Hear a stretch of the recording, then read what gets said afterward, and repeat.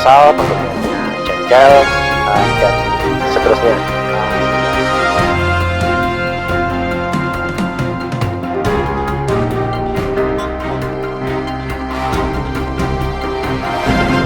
Jadi produk-produk interaktif di sekitar kita ada banyak sekali, dan sehari-hari kita berinteraksi dengan produk-produk interaktif tersebut.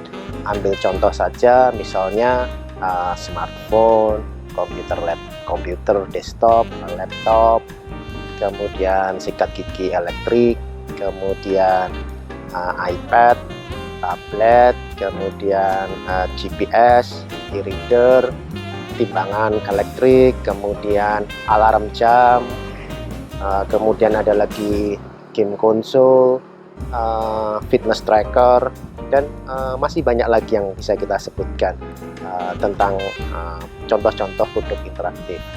Mungkin pertanyaannya dalam ilmu desain interaksi adalah di antara produk-produk interaktif tersebut ada berapa yang benar-benar mudah digunakan dan menyenangkan bagi para penggunanya. Ambil contoh misalkan aplikasi foto, smartphone, iPad yang mungkin mudah digunakan dan menyenangkan bagi penggunanya karena kita tinggal tap, kemudian geser-geser fotonya, perpindahannya tampak lembut dan halus, dan menimbulkan efek-efek yang menyenangkan bagi penggunanya. Tetapi mungkin ada contoh-contoh juga produk interaktif yang tidak terlalu mudah digunakan dan bisa membuat jengkel maupun frustrasi penggunanya. Contoh misalkan kalau ada aplikasi pemesanan tiket kereta yang tidak mendukung pembayaran melalui kartu kredit, sehingga setelah si pengguna menempuh beberapa langkah untuk membeli tiket, memesan tiket, kemudian karena tidak support kartu kredit di saat pembayaran, sehingga dia harus mengulang lagi dari awal proses tersebut. Jadi ini akan membuat penggunanya kesal, penggunanya jengkel, dan seterusnya, sehingga kita dari sini kita lihat ada perbedaan antara produk-produk yang mudah digunakan, yang menyenangkan, dan sebagian produk interaktif lainnya tidak mudah, kemudian bisa membuat penggunanya kesal. Jadi beberapa produk interaktif yang mudah digunakan dan menyenangkan, misalkan aplikasi foto, kemudian misalkan produk smartphone yang umumnya menyenangkan dan mudah digunakan tersebut dibuat dan dirancang dengan memikirkan penggunanya secara serius.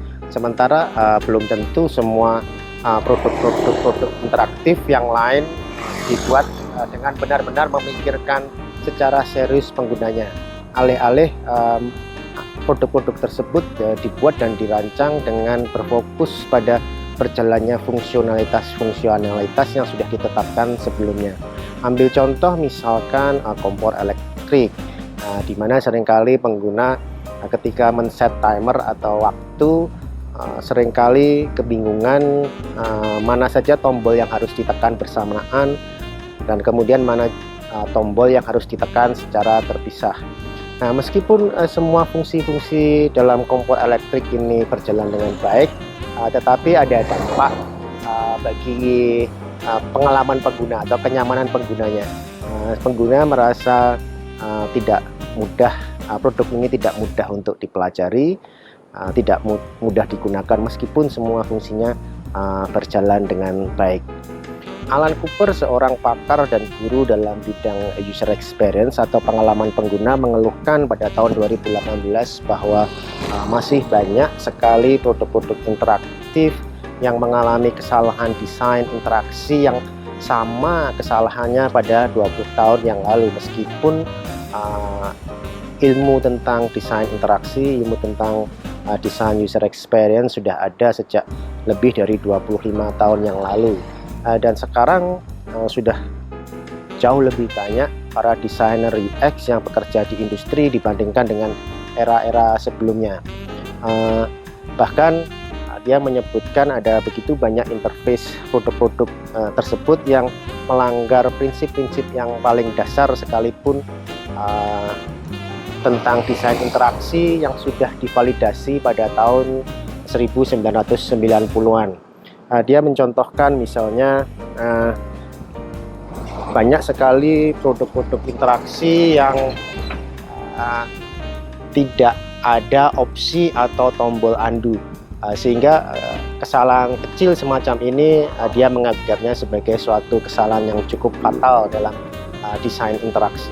Kemudian pertanyaannya adalah bagaimana kita memperbaiki situasi ini atau memperbaiki kesalahan-kesalahan yang sudah pernah terjadi sebelumnya. Ini artinya bahwa kita wajib mendesain suatu produk interaktif yang memberikan pengalaman pengguna yang baik bagi penggunanya. Untuk mencapai hal ini kita harus memahami untuk mengurangi aspek-aspek negatif dari pengalaman pengguna.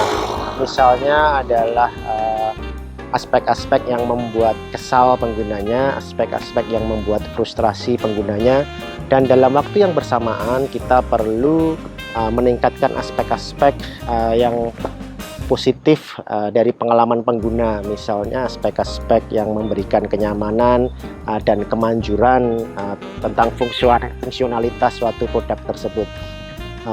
Ini berarti kita wajib mendesain suatu produk interaktif yang mudah digunakan, yang efisien, yang menyenangkan bagi pengguna.